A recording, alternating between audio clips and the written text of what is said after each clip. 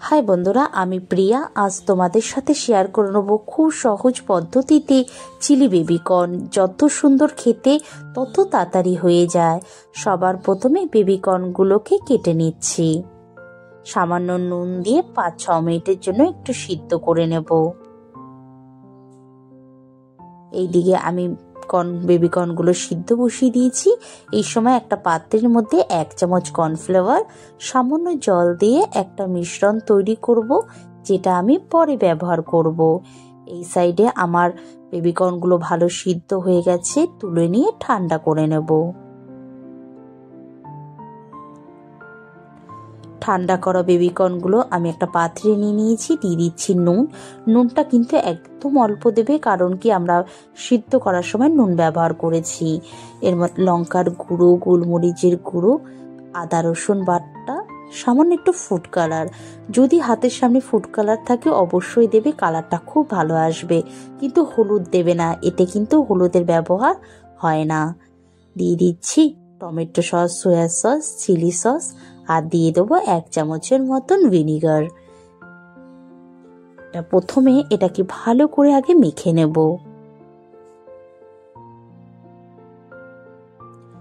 ভালো করে মাখা হয়ে গেলে দিয়ে দেব 2 চামচ কর্নফ্লাওয়ার। এখানে আমি 2 চামচ দিচ্ছি। তোমাদের যদি মনে হয় 1 চামচ দিলে ভালো হবে, সেটাও করতে পারো, তাতে কোনো অসুবিধা নেই। কিন্তু প্রসেসটা ঠিক করবে, আগে পুরো সস যে মশলার সাথে মিশিয়ে নেবে, তারপরে কর্নফ্লাওয়ারে কোট করবে। কড়াইতে তেল গরম করে এগুলোকে ভেজে নেব। একদম সুন্দর লাল করে ভেজে তুলে নেব। আমাদের খুব সুন্দর ভাজা হয়েছে, কালারটাও সুন্দর এসেছে। এগুলোকে তুলে নিয়ে আর যে কিছু আছে সেম প্রসেসেই ভেজে নেব। সেই কড়াই থেকে কিছুটা তেল আমি কমিয়ে নিয়েছি, কেন এই রেসিপিতে কিন্তু তেলের পরিমাণ খুবই কম প্রয়োজন। সামান্য একটু তেল দিয়ে দিলাম আদা রসুন কুচি। 1 মিনিটের মতন একটুখানি ভেজে নেবো, যেন আমাদের আদা রসুনটা পুড়ে না যায়। জাস্ট 1-2 সেকেন্ডের মতন ভেজে নিলেই হবে। দিয়ে দিচ্ছি কিউব করে কেটে রাখা পেঁয়াজ আর ক্যাপসিকাম, ঝালের জন্য কাঁচা লঙ্কা।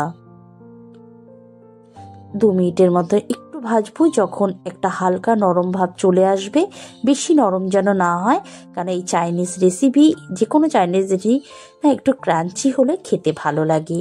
দিয়ে দিচ্ছি নুন, মিষ্টি, chilli sauce, soya sauce, tomato sauce, vinegar. এখানে কিন্তু সসের পরিমাণটাও একটু বেশি রেখেছি, কারণ এটা আমরা একটা গ্রেভি তৈরি করব, সেই কারণে। 2 মিনিটের মতো একটুখানি সব কিছুর সাথে মিশিয়ে নিয়ে দিয়ে দেব একটু গোলমরিচের গুঁড়ো। দিয়ে দিচ্ছি ভেজে রাখা বেবিকর্নগুলো। দিয়ে ভালো করে সসটার সাথে প্রায় 3 থেকে 4 মিনিট বারবার মিশিয়ে নেব, ভালো করে নাড়াচাড়া দিয়ে। ভালো করে মেশানো হয়ে গেলে দিয়ে দেবো যে কর্নফ্লাওয়ারের জলটা রেখেছিলাম, সেটা দিয়ে 2 মিনিটের মতন বারবার নাড়াচাড়া দেব।